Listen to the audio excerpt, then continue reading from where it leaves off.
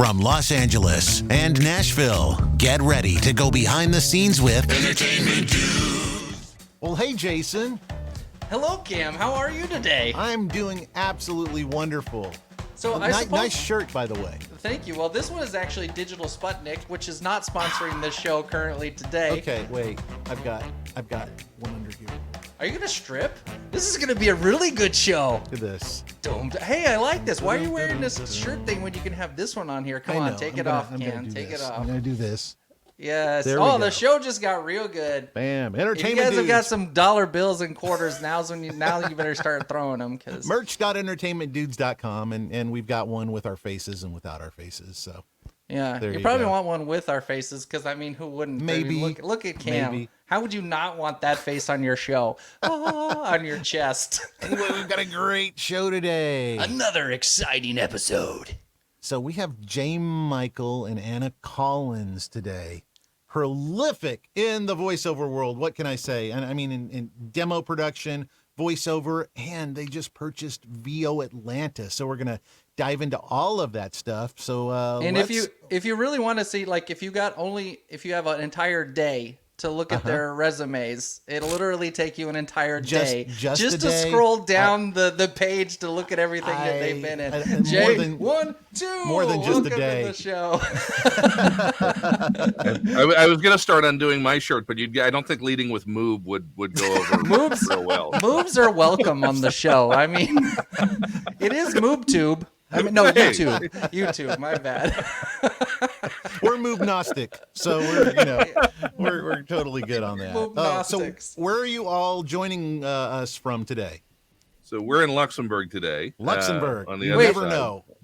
Like in Europe, Luxembourg? Like in Europe, Luxembourg. We have a house here, and we have a house in Maryland, just south of DC, also. No way. I've been to Luxembourg, and you can get across Luxembourg very, very fast. Mm-hmm. Like, how long does it take to go from north to south when you drive through it? It's An hour and something. Yeah. an hour. Hour Which is max, yeah. longer, east to west or north to south? North to south. Is longer. Yeah. Okay, and then east to west you Sometimes can it'll do. be a cone shape going up, so it's going to take a little longer to It's go like a that way. pine cone, yeah. So if you're at the top, like east to west, could be 15 minutes.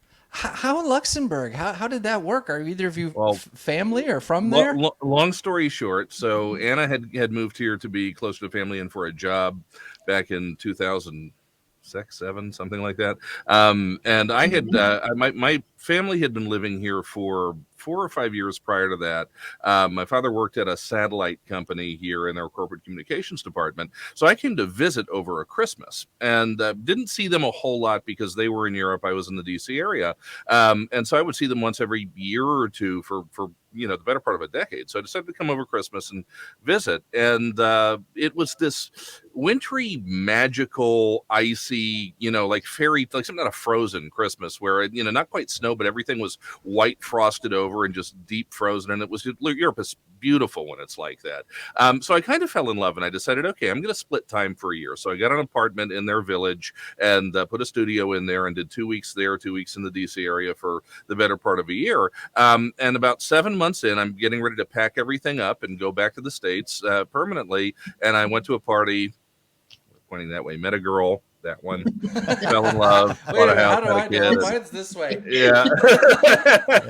So long story short, we're both actually dual citizens by birthright. Anna is half Dutch. I have a French passport, so we can come and go as we please. Even during the pandemic, we've been able to come and go as we please, and so it kind of allows us to keep footprints in both places and never feel like we're too far away from one or the other. Qu'est-ce que tu parles français? Oui, je parle un petit peu. Sprechen Sie Deutsch? Nein. Ein bisschen, ja. Gavru Paruski? Oh, wait, no, that's not what I can swear in Russian, but it's nothing that you're going to want to air. So. If you just start moving your mouth, and we'll just put a bunch of beats. I was going to on. drop a few rubles in Cam's G-string earlier, though. That was kind of cute. That's about all it's worth. I pay him more to put it back on than to take it off. So we can do the Brady Bunch thing here. That's how they all came, the Brady Bunch. So how did you all get involved in this crazy business? Well, I hate to do all the talking. We'll turn it over to Anna when we start talking about VOA. Okay. But All right. but I mean that's that was me. I was started in radio as a teenager, and by the time I was in my early 20s, I was doing VO pretty much full time. Had the chance to go to law school, passed it up. My family thought I was insane, but this turned into a career, and this is all I've ever done. I've got a degree in political science that's collecting dust, and I started out. I always tell this story that for 10 years I was, big announcer guy. This is all I did, and I printed money doing this, and it was amazing. And then, of course, about 15 years ago, the whole VO world started to change, both with the way things were cast, and then also we had to become actors all of a sudden. If the people doing animation and everything else were already actors, but the rest of us who were just doing, pukey commercials, we had to become actors. It grew and grew and grew. And I mean, the demo production and coaching stuff kind of came along over time. And then, of course, Anna had a corporate career for many years, Okay. which is what has really kind of led us to the point where we're getting involved in conferences and events. And I think it was really when we started doing the VO retreats, which, I always joke that I'm just the queen. I kind of smile and wave and say hi to everybody. And she does everything else. She's doing all the work, the heavy lifting, all the work. And that's when we kind of started to realize that there were other avenues in the industry to pursue. And her genius has sort of led us to where we are with those. So, and speaking of that, I can speak for the VO community. Everybody was just amazed and so thankful that VO Atlanta was going to continue. What went into that decision? I know you guys had done some with the One Voice conference and then of the Euro retreats. So what made you decide to take on that event? Anna? Well, I think it was obviously we've been involved with VO Atlanta as a platinum sponsor for a number of years, and had a booth there and met amazing people and watched kind of, the whole event take place. And then we didn't want to let it go away. We wanted it to continue. And so when the opportunity came up, that's when we started kind of thinking, well, is this something we can take on? Is it something that we can continue, and not only continue, but then continue to innovate? The VO community is constantly changing. It's constantly, new innovations, new fields, new everything. So I think we wanted to kind of put that into, having that VO Atlanta continue. We wanted to be part of that legacy as well. And are you being distracted by something small? I think so. Something small and cute. I just see this little hand come up. Ding, ding. Look at Look at those nerves of steel, though. She's just a rock. Like, I gotta. I'm telling this. I'm done. Well, and I think our biggest thing also is that this isn't something that should be allowed to die. It's something that there are a lot of great conferences out there. And, I put out a blog recently where I was talking about how we genuinely believe we come from a place of abundance in this. We want people to go to all of them. We support all of them. I sponsor practically all of them. Right. So we want people to get out and do stuff. Hey, buddy. But VO Atlanta, I think, has been kind of the Super Bowl for a long time, and has been such a special place where people come and create relationships and build their careers and go from beginners to on their way to success, on their way to 4 or 5 years later presenting and being experts. And it's been remarkable to watch that story sort of repeat time after time after time, and we just cherish it too much to see it go away. So we're looking forward to keeping it alive. Awesome. Well, what goes into, how long are you working on a specific live event? I mean, the people that go to the live event, obviously it's just a week or a few days, but what goes into creating that whole experience? It's a step-by-step process. I would say first things are, of course, contacting the hotel, which I've already done. We're already finalizing terms for the next VO Atlanta. Michael, as you know, is doing the presenters, the schedule, helping with the sponsorship and everything too, and the rest of it is with me. I've also been able to create an amazing advisory board of some amazing people in the industry, because I would like to also have their feedback of what we can improve, what they would like to see. Right. And then, so we're currently in at the idea phase, and also, of course, the handover phase as well. But we are still getting ready to finalize the agreement with the hotel, hopefully this week. So it's already started now. Right. I know a lot of people are going to wonder, Gerald did a great job in even coming up with the conference in itself. A lot of people are probably, though, wondering what's going to stay the same, what's going to change. Are there any surprises? Well, we always hope the surprises are good.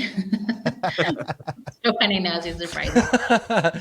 That's the first thing. Maybe you can jump out of a cake. The moves really go well at the VO, but A little party hat in the top. Yeah. Can add I'm there. I don't even do Hello. VO, and I'm coming. can add the Moob Award. Could wear a lobster onesie, Right? you know.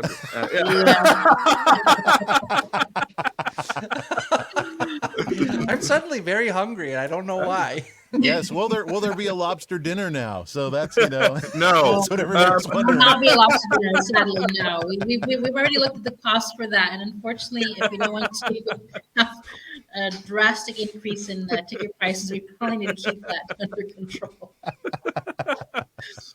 Oh, But there are awesome. some things where, I've already discussed with some of the advisory board. I'm going to be speaking with the rest of this week. So they've come up with some amazing input and ideas. And so we're trying to see what we can do and, what's the best way to proceed. And of course, looking at budgets and costs and everything like that too. But Well, if we you hope- do change your mind about the lobster, my sister's actually owns a company, she and her fiance, that sell lobster. That's what they do. You So should not have There you told go. J. Michael this. yeah, they make lobster bisque. They do lobster pizzas. They do lobster dishes. the main thing sounds- we have is just the hotel with bringing in food that might also be a bit Oh of a yeah, they challenge. might frown It sounds upon like this.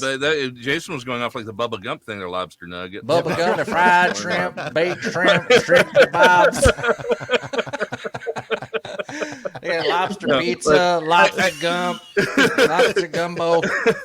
I think one of the things we have already talked about, though, publicly is that, one of the things we noticed at this year's conference was way too many people having to spend 20 minutes in line to get a coffee, or something from a little snack shop. So we're going to make sure that there are coffee and water stations throughout the conference area that are accessible and free next year. And we're going to look at as much as we can to increase value and to not only try not to increase, but see if we can maybe make it a little bit more affordable at the same time.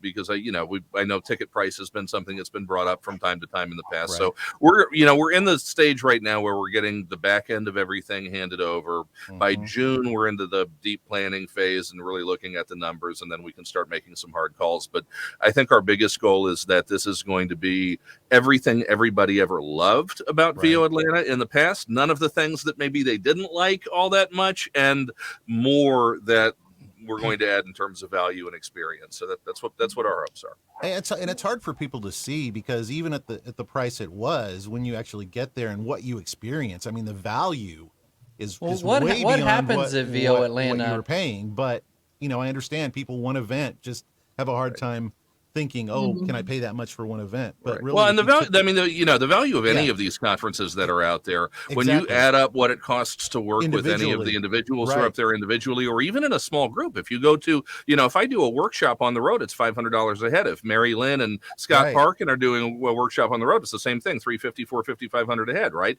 So, you're coming in and you're getting that content plus, 100x with other workshops and other sessions and other things that are, breakouts and so on and so forth, plus the panels, and then you have the opportunity to add on things like X sessions. So there is a lot of value. But I think one thing that is important to Anna and I is that we recognize the fact that there are a lot of people trying to sell a lot of stuff to the voiceover community. Right. And we want to make sure that everybody walks away, regardless of what the price point is, feeling like they got more than they paid for.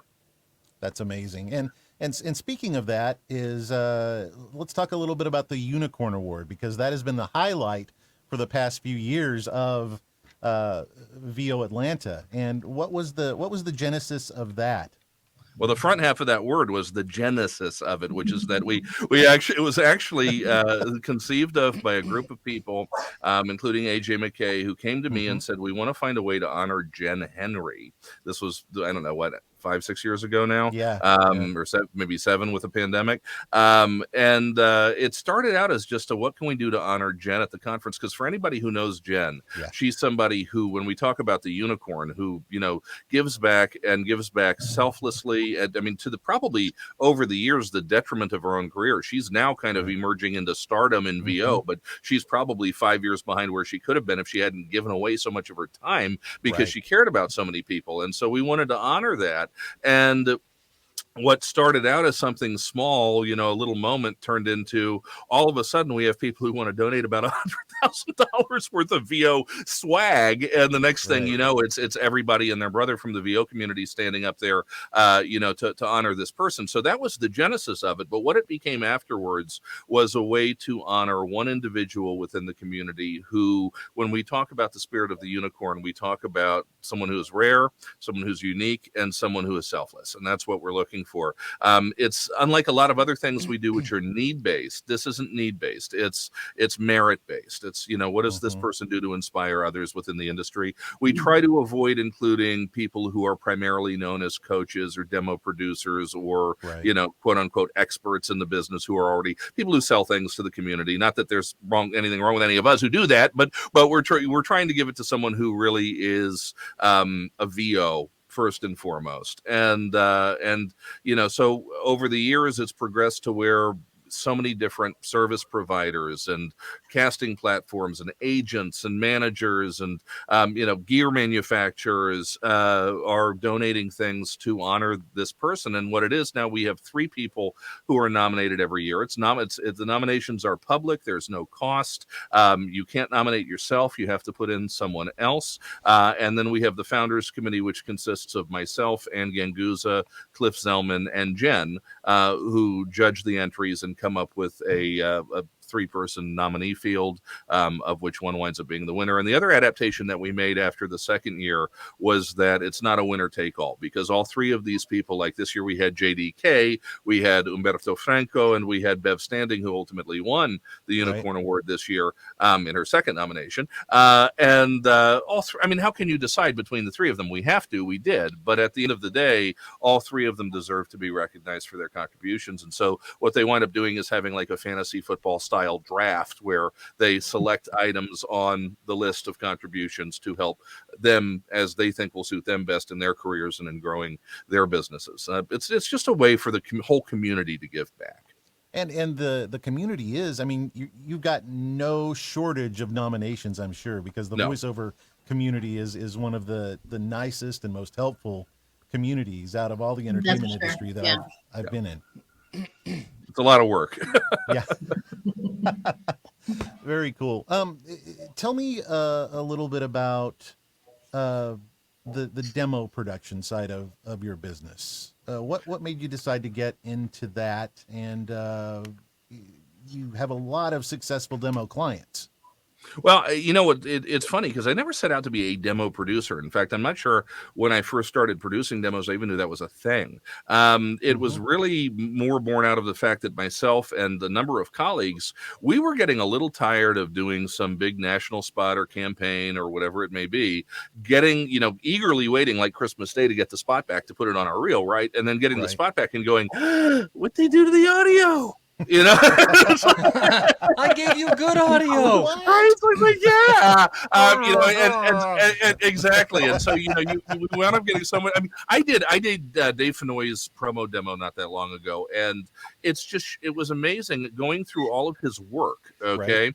We were only able to pull one thing from Saturday Night Live to use in the actual demo, because the rest of it, whatever they're doing for TV or for radio or for whatever it might be, they were in Promo's case TV, but the compression and other stuff that they're doing, we get it back and it's just like, no. Right. Or if not that bad, at least we feel like we can do better in terms of just pure production for audio consumption, right? And so that's how it started. And I did them for a couple of friends. I did them for myself. The next thing they're kind of around there. People are going, "Hey, will you do one for me?" And I realized, well, okay, this takes time. And it takes time away from voiceover, so I should probably charge something for it. And I mean, then they started winning awards. I should probably charge handsomely for it. Yeah, well, I mean, people started booking, work. People started getting signed by agents, and it just kind of snowballed into a business. And it, I think the thing that's always important with me is that VO to me always still comes first. 70% of what I do is still on mic. Demo production is great. We have a blast doing them, as you can tell by the ones that we do. It's just, we love it. There's a lot of love there. I've got a great team. My audio engineering team is led by AJ McKay. We've got 5 audio engineers who work for me, either full or part time. I still hand write pretty much the vast majority of the copy, and so we love the process. But at the end of the day, it's all with a focus of voiceover and making sure that the clients who we work with use them to actually advance their career and to see some return on that investment. Because ultimately, little shiny things are nice, but at the end of the day, this is about going out, booking work, getting signed, and advancing your career. And as long as we're continuing to see people do that, I'll keep producing. If that ever stops, I'm out.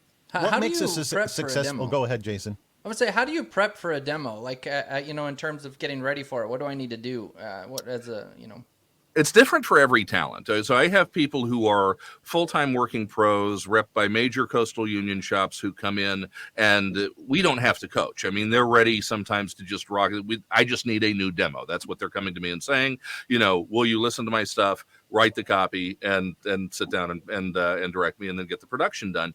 So there are people who come in just absolutely demo ready. Are they targeting something specifically? If they already have an incredible demo, why do they need it? Are they trying to get a new gig or?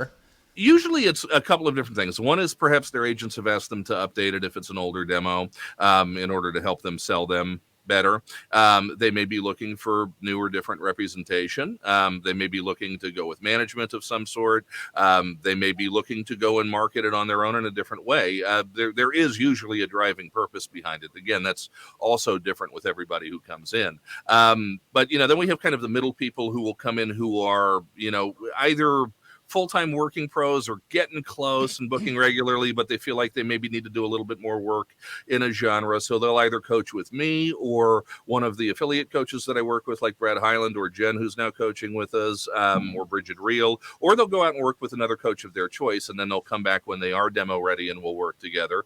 And we do occasionally still take on newer talent once we have kind of thoroughly vetted that they have the natural chops to progress. I won't, as a matter of policy for me, I won't take on a new talent for coaching leading up to demo production at some point unless I believe they'll be demo ready within 3 to 6 months. Okay, if I don't feel like I can get them there in that period of time, I'm going to ask them to go and seek different training before they come back and work with us. 3 to 6 months. I wouldn't have known that was that long. That's a good investment of time, I think. Well, you'd be surprised, because there are a lot of people who will tell you it's 2 to 5 years before you can really be ready to do anything in the VO industry. I think that's a little out of date. I think we do have people now who come in who, they have an acting background, a theater background, maybe a good broadcast background that hasn't given them radioitis, and they come in and they're ready with some reasonable amount of training to come in and actually compete. But if I don't think they are at that level, and I do get people who come in and I listen to them and maybe do an evaluation with them and say, okay, you're not hopeless. And I do get some people who are kind of hopeless, but we get some, you're not hopeless, but maybe you need to go to shout out Gravy for the Brain, or ones I'm not affiliated with, VO Peeps, GVAA, whatever it might be, get some beginner training, come back and talk to me in a year, or go work with a different coach, maybe at a lower price point, come back and talk to me in a year or so, and let's see what progress you've made. And then we can talk about whether or not you're ready to make the kind of investment that is, going to require you to be in an area of your progression as a talent to see some return on that, to make it worthwhile. Right. Right. What makes a successful demo? That's a good question. And I think there are a few different ways to answer it. I think primarily does it get the result that's intended, right? So if the result is, I want an agent, what agent? Okay, if that's the agent you want to get, you make the demo, do you get signed? Do you want agents in general? Are you getting representation? Is the answer yes? Then you made a good demo, right? Do you want a manager in particular? If the answer is yes, then you made a good demo. If you get signed, is it helping you book work? Okay, if the intent is, if you're, and one of the things, by the way, that I think is, I think an important distinction, and I think we have this conversation every time we do a demo panel at a conference. What does demo ready mean, right? For me, demo ready means that you are able, after you do your demo, to go out and use it to book market rate work. Okay. And there's some people who say don't do a demo until you're ready to drop it on the doorstep of DPN or CESD or something like that. That's great if you can do that. But look, there are people who can go out and book on online sites, who can go out and book with their own marketing, who may not be able to book at the major union agency level just yet because they're not quite there, but they're good enough to compete for professional paying work in other realms, and they deserve a good demo too. So for me, I mean, what makes a great demo is does it actually actualize the goal that you had for that demo and whatever return on investment you were expecting. If it does, then it's a good demo. And you brought up some of the pay to play just now, and you've done a lot of pay to play as well as a lot of agent work as well. Can you talk about how the industry is changing? Is there more pay to play now? How does everything fit together now? Because there's a lot out there now. I think it's more of the Wild West than ever. And I think it's evolving in ways maybe we didn't expect 10 years ago. Maybe the people who own the pay-to-plays didn't expect 10 years ago. And I think certainly the brick and mortar world of VO didn't expect at all. I think we're in the middle of what I call the second casting revolution. Okay. The first is what I talked, 15 years ago, the advent of the online casting sites or the pay-to-plays. That was the first casting revolution. That was an earthquake that came and shook up the way the game was played, and it changed the roles of various, gatekeepers in the industry in a lot of ways. And it changed access in a lot of ways. And it had both positive and negative impacts on the industry. What we're seeing now is what I call the curator revolution. And what the curator revolution is, it is the advent of 25 to 35-year-olds who are in positions of power to cast today that age group hasn't always been in the past. We're seeing them doing more hiring today than they used to. Today's 25s to 35s are part of a generation that is antithetical to the idea of the middleman. And what they are doing is they're not really going back to the brick and mortar world of VO, but they're also looking at the Voice 123s and the voices.coms and seeing basically gig economy, Uber and Lyft for voiceover. These are people who have grown up in the gig economy, kind of, pardon my language, getting on by these companies, right? And worked in service industry, worked in things where people were taking a 20% cut, out of the tip jar and out of whatever they were getting paid. This is not how they want to work. And so what they're doing is they are curating lists of talent through direct search, through Google search. They're targeting very, very specific search terms and specific genres for particular demographics that they're looking for to voice their spots. And they are coming up with a list of 5, 10, 15, 20, 25 talent that they are going to over and over and over again and hiring. So it's one of the reasons today, if you're a new voice actor, one of the most important things you can be focusing on is SEO, is search engine optimization, is making sure that you are highly visible in Google search. Because while, look, we love our agents, we love our managers, and those of us who I still use Voice 123, I still use Bodalgo, we love the sites that book his work. But things pivot, things move, and those things aren't going to go away. But now we have this new thing that is playing a bigger and bigger part. I get 2 or 3 jobs a day today that walk in through my website because I've got a Google authority score of 38, a domain authority score of 38, which for an individual voice actor is pretty crazy. And big shout out to Joe and Karen at Voice Actor Websites for helping me get there. But at the end of the day, if I go back 5 years, my site was still pretty powerful 5 years ago. And I only got maybe 1 or 2 walk-ins a week. And I know all of the other talent who I know in this business who have been around for more than 5 minutes and who have well SEO'd websites, they're seeing the same. They're seeing walk-in, big brand name companies. I've had Wendy's national stuff, MTV national in-show narration, British Airways, Universal Orlando, okay, all walk in through my website without having to go chase them. And it's not just a trend. It's not just something that might happen.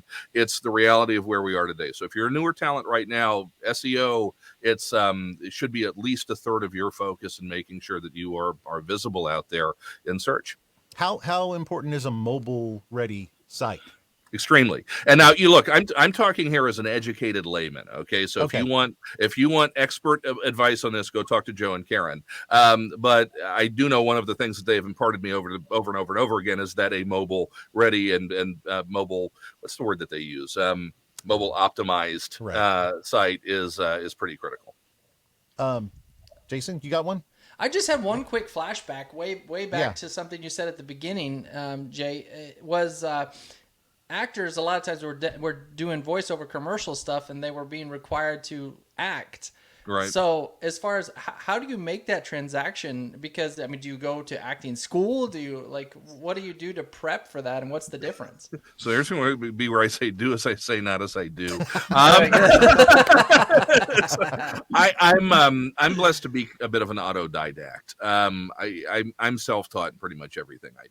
Mm-hmm. That's just an act that I've had since I've been young, and it's a gift that I've been given. But for people who when I had to make that transition, there wasn't nearly the panoply of voiceover coaches and training organizations and other resources that you've got out there right now. This shift happened broadly 15 years ago or so, and at that point there wasn't what we see today in terms of this ecosystem of training resources. So I learned on my own. I mean, if I were facing that again today, I have all these options out there, and I'd go work with Dave Walsh, or go work with Scott Parkin, or go work with some of the great coaches out there. And there's the opportunity now for people to actually shortcut that process and not suck at doing it for 18 months until they figure out what's going on, right? So yeah, this guy's trying real hard. Go get good coaching, go get good training. There's so many resources out there, and it's not Jason, I think you did make a good point, which is it's not just voiceover resources. Work with some of the best in our business, but improv. I mean, find a local improv group. If you're not an actor, if you're just announcer Bob or announcer Joan, go out there and find an improv group. Learn to make a jackass out of yourself. I always tell talent that those of us who book the most in this business, we're all a little batshit crazy, right? And you have to be able to get in there and be one of those people if you're going to be successful, especially on the acting side of VO. Because how many times in a booth are you required, hey, can you do it with a different read? Can you sound like a pirate instead? Or can you do it like this? And it's like, it's instant. And you know what? Casting directors hear that. One of the things I teach right now is the concept of be the weird little car. And when I say be the weird little car, what I mean by that is that casting directors are going to get 8 or 10 shiny Toyotas every time they put out a commercial audition that are going to do everything they're supposed to do, look good, work well, be reliable, be functional. That's great. And they're going to send 2 or 3 or 4 of those to the buyer. But every time the casting director goes, what's that weird little car over there? Every weird little car goes to the buyer today. And these days, the weird little cars book more than the shiny Toyotas do. The reason is what the casting director is listening for. People make this is a huge mistake talent make all the time. What a casting director is listening for is not the perfect read. It's not the flawless example, right? It's who is the person who, when they get into a session and they have to deal with what Jason just said, which is that director who goes, okay, great read, do something different. Are they going to go deer in the headlights, or do they have 5 or 6 other things that they can do to be interesting, to impress that director in that session, to where the director then goes, hey, wow, that's really cool. We didn't think of that. Let's put that in the final. And they call up the casting director and they say, hey, where did you find her? Where did you find him? They're amazing. What the casting director is looking for is not the best read. What they're looking for is job security. And if you can do something in your audition that tells them that you're going to give them job security when you book the job, you're going to book the job. Amazing. Yeah. What are some of the other pitfalls you run across with voice actors and voice acting that people may not know or make the mistake all the time? Here's one that gets me into trouble every time I say it. Hannah's looking. I'm going to good. We like this. Hang on a second. We need to do something very special for this one. Ready? It's what I call the perpetual student. I think there are too many people out there who have been led to believe that they should keep coaching and coaching and coaching and coaching and getting new demos or whatever it may be, and they're 7 or 8 years into this and they're booking less than they're spending. If you're 7 or 8 years into this and you're coming to every conference, and and I'm trying to sell conference tickets. I shouldn't be saying this, but if you're coming to every conference and every event and every webinar and whatever else, and you're still spending more than you're making, look, if you love the people in the industry, Then if it's a you can hobby. afford, if it's a hobby, if you can afford to do it, if you love being around, folks, and this is just your lifestyle and this is how you play, then cool. And I will take your money if you're that person, okay?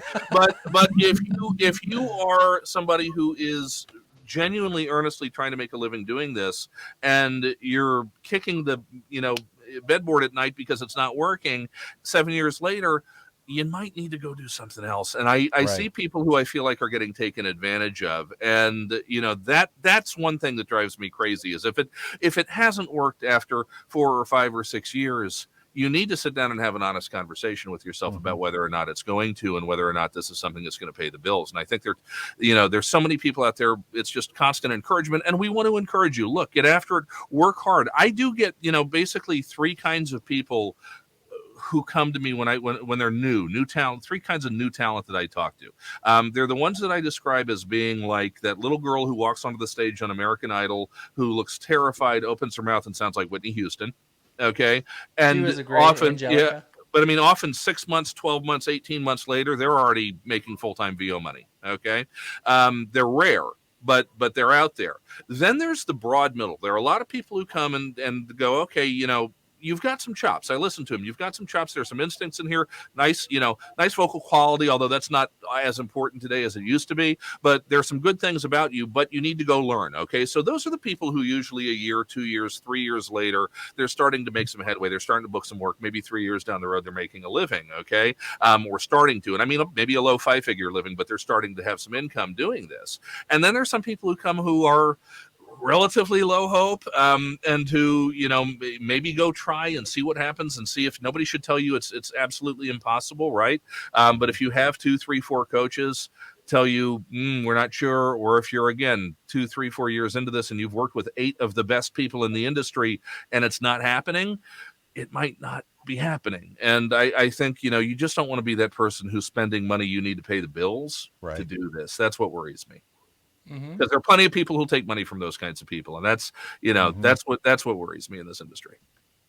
Very cool. Yeah, that's a concept. A friend of mine, he's an author, Bruce Wright, he said, mining the miners. He said there's a lot of people like in LA and different places who offer services to this continual flow of people, and they're willing to take their money and no matter how much, as much as you're willing to give them, but their intent often isn't actually if you succeed or not, they don't care. It's just one thing anybody getting into this business should ask any coach that they're working with, and I mean, they shouldn't get to the point of having a demo producer unless it's unless they've had a coach tell them they're ready at that point. Okay. But anybody you're working with who's a service provider is how many people do you turn away? Okay. Because for every person I take on for coaching or demo production, I turn 5 for demos, maybe 10 for coaching away. And I think most of the good coaches in the business do the same thing. That is a great question, because as many great demo producers and coaches that are out there, there's also a lot of places like demo mills and people that will just take your money. Yeah. And you need to watch out for those places as well. And nobody's perfect. Nobody's perfect. But I think the cool thing about the voiceover industry is word of mouth. And, if you're around long enough and you just ask people who have been here for more than 5 minutes, you're going to get a lot of names of where you can go, where know they're going to do right by you. It doesn't always work out. No coach or producer can claim 100% success rate. And if they do, they're lying, and you should run, But at the end of the day, the ones who aren't doing right by people, that doesn't last very long in this business, or at least the reputation gets out there. So ask around, word of mouth. I mean, it's the most important thing in the industry. And very, very full of people willing to share. And, share we're not shy. We talk. Yeah. Yeah. Well, what shouldn't you be paying for? Like, for an actor, you shouldn't pay your agent for jobs. What shouldn't you be paying for in the industry? You shouldn't be paying for representation ever. And there are different models with that. So you can take certain things on a case-by-case basis. But as a general rule, you don't pay agents until agents book you work. There are a handful out there who have maybe a fee associated with being listed on their on the roster on their site. That has become a little more prominent over the past few years. I think originally that was looked at as really shady. I think perhaps it's a little more accepted today than it was, as long as it's optional. But generally speaking, you don't pay agents until they book you work. The manager relationship can be a different story. You have, some who take a percentage of everything you book. You have some who simply take a fee or commission. That's a whole different animal, and you need to do your research about that. Management's absolutely right for some talent. It's completely wrong for others. And you need to make sure you're at a point in your career when that's an appropriate call. What else shouldn't you be paying for? I think representation is the one that jumps out with everybody. Is you What's just don't pay for between representation. a manager and an agent? Well, a manager is supposed to help grow your career and develop your career. And, traditionally managers didn't go out and book you work. These days that's changed. But the primary difference is they're supposed to offer more than just auditions. They're supposed to actually help you with your career strategy. They're supposed to help develop you. They're supposed to help point you towards the right coaching and other resources that they may think will help advance your career. They're supposed to help develop relationships for you within the industry, possibly with certain agents, and get you some of the representation that you're going for. So, if you choose to spend a portion of everything you make, even if it's not with that manager, with a manager, as long as they're doing those things, you're probably getting what you're paying for, right? If you feel like you're being, thrown to the back of the bus on a roster somewhere and you're not getting that kind of help, then you might be with the wrong person. So do your research. There are lots of good ones out there, and go do your research, right? But just look at the thing about voiceover in 2023. It's like anything else in life. It's not all that complicated. If it smells like BS, it probably is. So if your radar goes up and you say, this doesn't feel right, you probably need to trust your gut and run. Good advice. So my other question is, when do you sleep? Because I can be. Qu'est-ce que c'est ça? Sleep? No, I can be. Je ne comprends pas. I can be up at noon or 2:30 or 1. If I email you or tag you in social, then boom, you've responded. So we were talking about that. He said 3 in the morning, 1 in the afternoon. He said no matter when it is, he responds. It's like I don't think he sleeps. I have clones. That makes sense. But that is an example, though, on how important it is to be responsive on social and with your clients, and not just ignore emails and things like that. So, look, like if you're a small business person, which is what we all are, right? Life is customer service. If you haven't figured that out, you probably don't have much of a small business, right? And circling back to where we started, that's been our philosophy with the Euro retreats. That's the philosophy we want to bring to VO Atlanta. We brought it to One Voice last year, and we're continuing to co-produce that with our partners in the UK. We believe that the people in this industry who are the best human beings I think Anna and I have ever known in our lives. Okay. Right. Especially when you look at the rest of the entertainment industry, right? Easy. Yes. If I had feelings, that would have hurt. Sorry. But the people in this business deserve to be treated with respect and decency and dignity, and to get that kind of a customer service experience. And as we go forward with all these things that we're involved in right now, that's what we want to bring to the table. All right. Well, guys, what can we look at in the future from the projects you're working on, or what do you want to share with the audience about that? Right now, what I'd like to share with the audience is onevoiceconference.com. Go and sign up. One Voice Conference USA is the first weekend of August in Dallas. We have a remarkable lineup headed by Nolan North and Andia Winslow. And we're also proud that we believe it's the most diverse lineup any conference has ever put together. So go take a look at who we're bringing out. Come and play. We had a blast last year. We're hoping to be even bigger this year because, no Delta. And come hang out, have fun. That's what we want you looking at, and we'll be back to talk about VO Atlanta late summer, early fall when we'll start launching stuff for that. But yeah, One Voice USA, and come play, have fun. All right, and the awards are free to enter, right? the One Voice Awards are free to enter. That's Yep. amazing. Like that's Drop your- that. Yeah. Drop your stuff in and see if you can get some beautiful cut crystal glass and Right. see who comes out on top this year. But Speaking of One Voice awards, I are think fun. you need some more. Nah. Some more awards. I'm chasing Cam. I'm going for one of those on Cam's Couple left back there. there in the Oh, future. yeah. Yeah, that's what I want. I've had one nomination, and yeah. So Oh, man. we're not Yeah. worthy of the Emmy-winning Cam Cornelius. Just metal.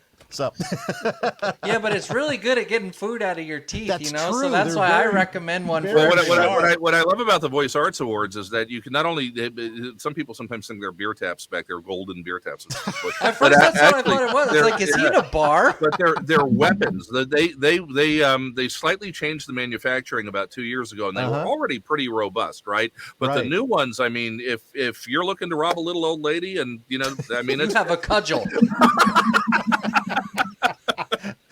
Or you just want to make sure that if someone breaks into your house, you get to that room first because you don't want it to be used against you. They're home protection devices. and if people want to see pictures of you eating lobster or flying, where do they do that? Well, that would be my Facebook page. But if you want to reach out, jmichael at jmcvoiceover.com or jmcvoiceover.com. And yeah, happy to always chat if people want to chat about stuff. All right. Thank you so much, Jay Michael and Anna. Thank you for joining us. And we're looking forward Thank you, to guys. VO Atlanta, One Voice. It's always great talking with you. Maybe we'll have you on again before VO Atlanta. You should come to a live thing at One Voice. Come. Oh, yeah. Talk, Look at that. come talk to me. We'll do like live podcast stuff. Yeah. All right. Oh, Talk chat. about it. enthusiastic 2 thumbs way up. Yeah. Ding ding. That'll be fun. Thank you guys for joining us. And as Thank always, you. you're welcome on anytime. Thanks, guys. All right. Thanks for having Thank me. you. All right. Bye. Entertainment News.